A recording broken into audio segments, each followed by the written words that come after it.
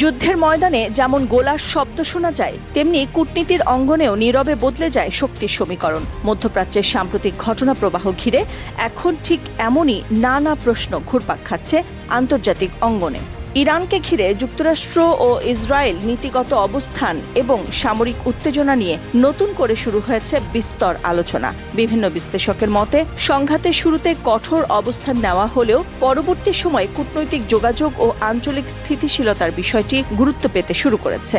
বিশেষজ্ঞদের একাংশের দাবি, দীর্ঘস্থায়ী সংঘাতের অর্থনৈতিক ও রাজনৈতিক প্রভাব বিবেচনায় সংশ্লিষ্ট পক্ষগুলো এখন সমঝোতার পথ খুঁজছে।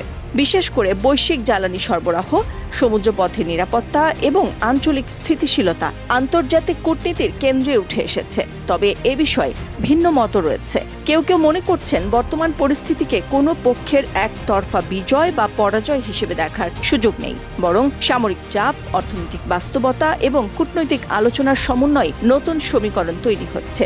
সব মিলিয়ে মধ্যপ্রাচ্যের এই পরিবর্তনশীল পরিস্থিতি এখনও অনিশ্চয়তায় ঘেরা।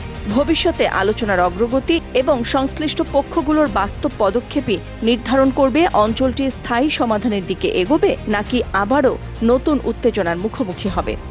এ বিষয়ে আপনার মতামত কি? কমেন্টে জানাতে ভুলবেন না। সত্য ও তথ্যভিত্তিক আপডেট পেতে বার্তাকক্ষ পেজটি ফলো করুন এবং ইউটিউব চ্যানেলটি সাবস্ক্রাইব করে সঙ্গে থাকুন।